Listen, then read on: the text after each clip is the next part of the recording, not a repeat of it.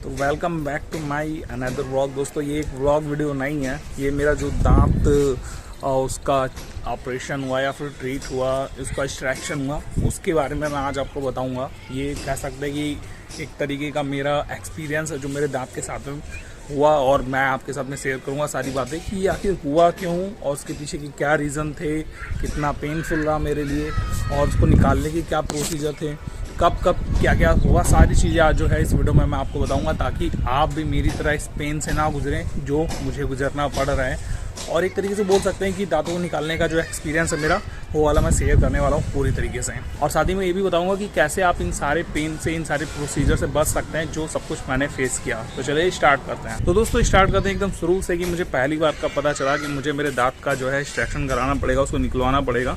तो ये बात है जुलाई की, जब इस बार 2022 में मैंने जुलाई में देखा कि मेरे ऐसे ही एक दिन मैंने यूजली अपना मुंह खोल के देखा शीशे में कि अंदर का जो हाल है वो देख ले, क्योंकि काफ़ी समय से मैं शीशे के सामने नहीं गया था ढंग से कि अपना मुंह चेक करें। और उस दिन पता नहीं क्यों लाइट चली गई तो मैं टॉर्च लेकर के अपने मुंह में ही झाँक रहा था। तब मैंने देखा कि मेरा जो अंदर वाला दांत है उसमें हल्का सा गड्ढा बन गया है, काला सा दिखाई दे रहा है, जबकि उससे पहले कोई भी मेरा दांत काला तो नहीं दिखाई दे रहा था। मैंने ध्यान से देखा तो लेफ्ट वाला भी और राइट वाला भी थोड़ा थोड़ा दिख रहा था। फिर मैंने नोटिस किया कि भाई पिछले साल से लेकर के इस साल तक मैंने बहुत एप्पी फिश पी है, इतनी ज़्यादा एप्पी फिश पी। आपको जो 10 रुपये वाला बोतल होता है ना, ये आप यहाँ पर देख सकते हो, ये 10 रुपये का एप्पी फिश का बोतल आता है। दिन भर में 15-15, 20-20 बोतलें एप्पी फिश मैं पी जाता था। और मेरे दांतों की हालत देख करके मुझे पता चल गया था कि जो मैंने इतनी सारी एप्पी फिश सॉफ्ट ड्रिंक पी है, उसी की वजह से जो ये मेरे दांत हैं उसमें प्रॉब्लम हुई है। उसके बाद मैं गया एक डेंटिस्ट के पास, उनसे मैंने अपने दांत चेक करवाया तो उन्होंने बताया कि भाई इस दांत का कोई इलाज नहीं है, धीरे धीरे ऐसे चला जाएगा, पूरा गड्ढा होता जाएगा और ये बगल वाले दांत को भी ख़राब कर देगा। तो इससे अच्छा ये विजडम टूथ है, इसका कोई काम भी नहीं होता है और ये आपको दर्द भी देता होगा। और सच में जब ये दांत निकल रहा था तब तो मुझे बहुत ज़्यादा दर्द हुआ था, और एक्चुअली में डॉक्टर ने बोला कि इस दांत का कोई काम नहीं होता है और ये तकलीफ़ देता है, बट मुझे उतनी कोई तकलीफ़ नहीं दे रहा था। तो मैं सोचा ठीक है, इसको निकाल देना ही अच्छा रहेगा। मैं डॉक्टर के पास जब पहुंचा, उन्होंने बताया इसको निकालना पड़ेगा, बट आपके दांत में चीरा लगेगा। तो मैंने कहा चीरा क्यों लगेगा? तो उन्होंने बताया कि क्योंकि हमने इसका जब एक्सरे किया था तो पता चला कि दांत टेढ़ा है। देखो विजडम टूथ नॉर्मली 4 तरीके के होते हैं जो आपको यहाँ पर दिख रहे हैं स्क्रीन पर, बट मेरा जो दांत था वो लास्ट वाला था। तो इस तरीके के दांत का एक्सट्रैक्शन ना बहुत मुश्किल होता है और इसके लिए डॉक्टर का समय भी बहुत ज़्यादा लग जाता है। नॉर्मली विजडम टूथ जो है वो निकालने में 10 से 15 मिनट लगते हैं, ज़्यादा पेनफुल नहीं होता, कोई चीरा नहीं लगाना पड़ता। बट जिस कंडीशन में मेरा दांत था उसमें दांतों में मांस को चीरना पड़ता है और उसमें 1 घंटे से 2 घंटे का समय लग जाता है। तो मैंने जैसे ही चीरा का नाम सुना, उन्होंने बताया कि इसमें टाँके भी लगेंगे, मैं डर गया। मानेगा मुझे कुछ नहीं कराना, मैं ऐसे ही ठीक हूँ, जैसा रहेगा देखा जाएगा। दोस्तों 1-1.5 महीने बाद मैंने देखा कि वो जो दांत का गड्ढा था वो थोड़ा ज़्यादा बढ़ता चला जा रहा है, दांत बहुत ज़्यादा नुकीला शार्प होता जा रहा है, जिसके कारण जो मेरा गाल है उसमें वो पेन कर रहा है, मतलब गाल में फंस रहा है, गाल को काट रहा है। तो गाल ना अंदर से वाइट हो रहा था, मतलब ये जो हमारा यहाँ पे चिक्स होता है ये दोस्तों अंदर से पूरे वाइट होते जा रहा था। तो मैं फिर भाग करके डेंटिस्ट के पास गया तो उन्होंने बताया जो आपका दांत है बहुत ज़्यादा शार्प हो गया है। तो शार्प होने के कारण वो गाल में धंस रहे हैं, जिसके कारण गाल जो है आपका ख़राब हो रहा है। आप इसको जल्दी से जल्दी इसको निकलवा लो, क्योंकि यही आपके पास में ऑप्शन है, इसका कोई और दूसरा इलाज नहीं हो सकता है दांत निकालने के सिवाय। अगर आप ये नहीं निकालोगे तो गाल में कैंसर भी हो सकता है। जैसे ही मैंने कैंसर का नाम सुना, भाई इतनी बड़ी बीमारी, मैं शॉक्ड हो गया और घर आके बहुत रोया कि भाई कहीं बहुत बड़ी प्रॉब्लम ना हो जाए, क्योंकि टाँका लगवाने से भी डर लग रहा है, प्लस ये जो प्रॉब्लम है कैंसर वाली वो तो और ज़्यादा दिक्कत दे रही है। गाल में बहुत बड़ा पैचेस नहीं था, बहुत छोटा सा वाइट कलर का पैचेस था। तो मैंने सोचा यार देखते कब तक अवॉइड कर सकते हैं, अवॉइड करते करते कल करवा लेंगे, परसों करवा लेंगे, अगले महीने करवा लेंगे, ऐसे करते करते बहुत समय बीत गया। और फाइनली अक्टूबर के लास्ट में देखा मैंने कि जो पैचेस था वो थोड़ा बड़ा हो गया, गड्ढा हो गया और गाल में ना हल्की सी दर्द शुरू हो गई।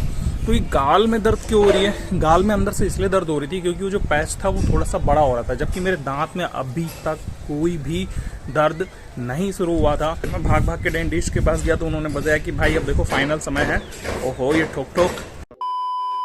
फिर मैं भाग करके डेंटिस्ट के पास गया तो उन्होंने बताया कि ये देखो जो दांत है ये खुद तो खराब हो ही रहा है, बगल वाले दांत को भी खराब कर रहा है और आपकी गाल में प्रॉब्लम दे रहा है। तो जो गाल का वाइट वाला पैचेस है ना, ये ज़्यादा ही बड़ी प्रॉब्लम बन सकता है, इसीलिए आप इस दांत को जल्दी से निकलवा लो, क्योंकि बहुत ज़्यादा शार्प हो गया था इतने दिनों में। फिर मेरे पास कोई ऑप्शन नहीं बचा, उन्होंने मुझे दवाई भी कहा कि 3 दिन बाद आपका दांत निकलेगा, आप ये 3 दिन की दवा खाओ, 3 दिन का कोर्स पूरा करो, उसके बाद में आइए और मैं आपका दांत जो है निकालता हूँ। फाइनली मुझे 9 नवंबर की डेट असाइन हुई कि 9 नवंबर को आपका दांत 11 बजे से इलाज शुरू किया जाएगा। तो मैं 9 नवंबर को गया और जब मैं वहाँ पर पहुँचा तो कोई और पेशेंट थे नहीं, सिर्फ मेरा ही नंबर था। मैं पहुँचा, उन्होंने क्योंकि वो जानते थे कि 1 घंटा लगने वाला है तो उन्होंने किसी और को असाइन नहीं किया हुआ था, यानी अपॉइंटमेंट नहीं दी थी।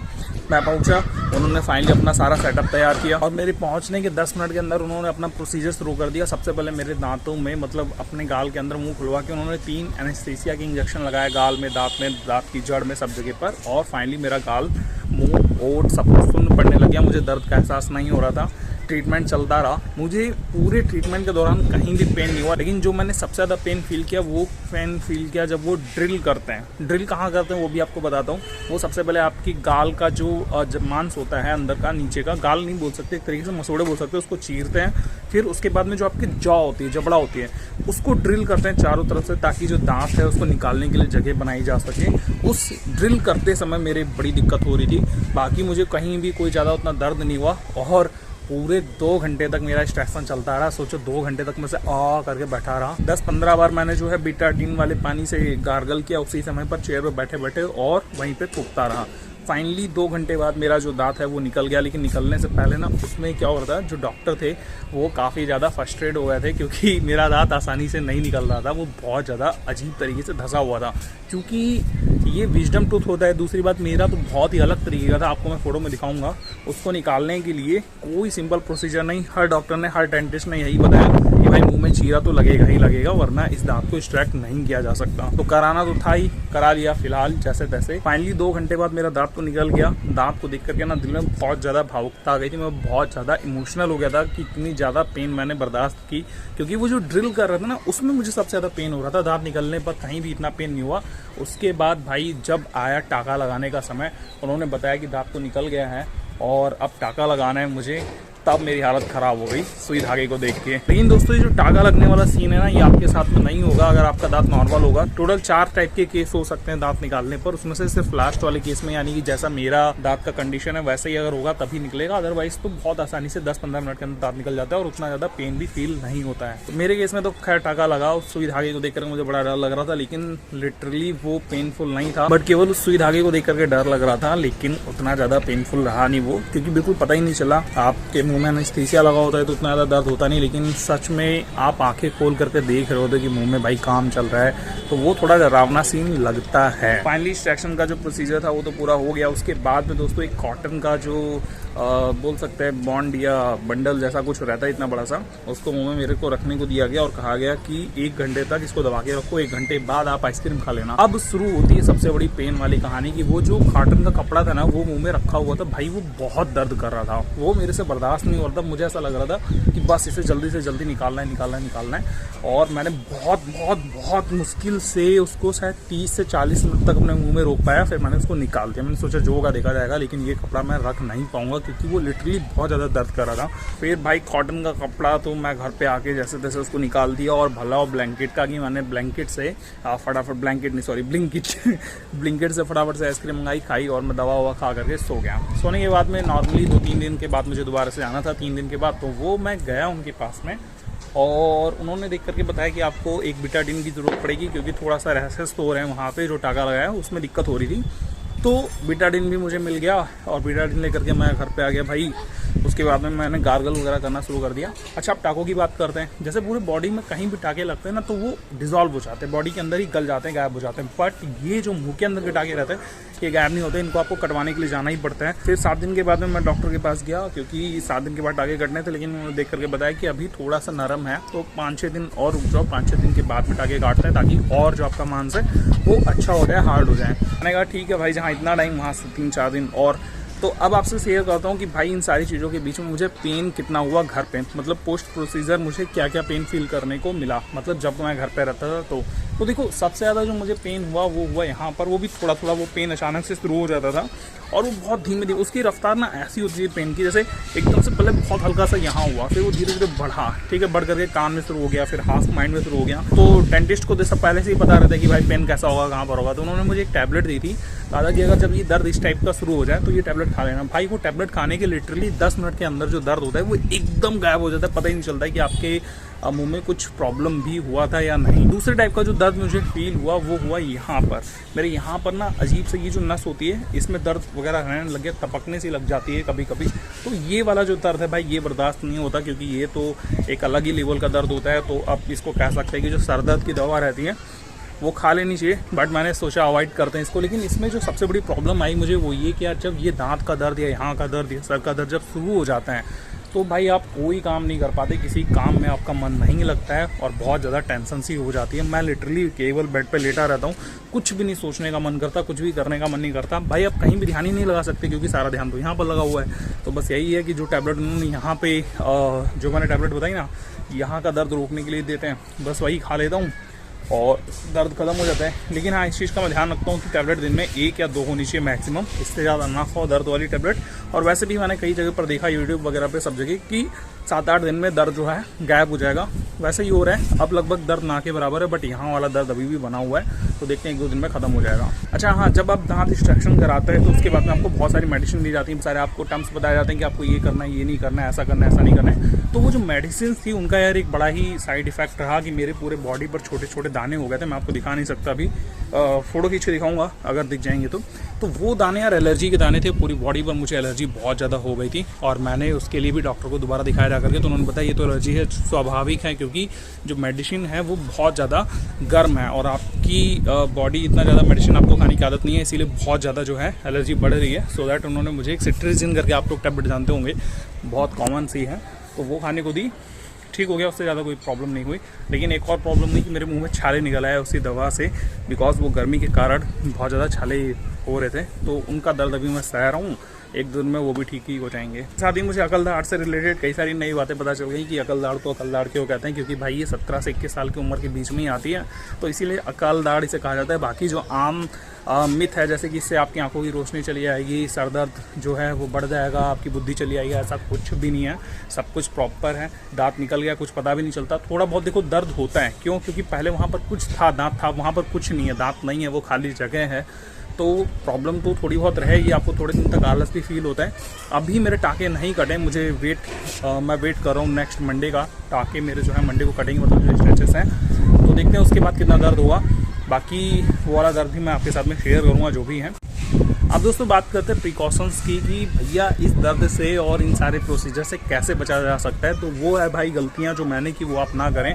देखो मैं कुछ कॉमन सी बातें बता रहा हूँ, अपने दांतों को भाई बहुत अच्छे से साफ़ रखें। दूसरी चीज़, आप जब भी खाना खाते हैं तो उंगली से ज़रूर उसको बिल्कुल एकदम क्लीन कर लें। प्लस जो आपके केक, मीठी चीज़ें और जो दांत में चिपकने वाली चीज़ें जैसी रहती हैं, आप जब भी वो खाते हैं, जैसे मोमोज़ की चटनी हो गई, कोई वाइट सा क्रीम हो गया, इसके अलावा अगर आप जैसे कभी केक वगैरह खा करके देख लो, फिर मुंह को केक खाना अच्छे से, फिर मुंह को अच्छे से दांतों को अपने शीशे में देखना जाकर के, क्यों कितना ज़्यादा मुंह में लगा रहता है। अब सोचो आपने केक खा लिया शाम को 8 बजे और उसके बाद में बिना खुला करे सो गए, तो कितना ज़्यादा उसमें कैविटी लगने के चांसेस हो जाते हैं, वो डेफिनेटली होते ही होते हैं। और एक दिन इसका खामियाजा आपको भुगतना ही पड़ेगा दांतों के दर्द के लिए।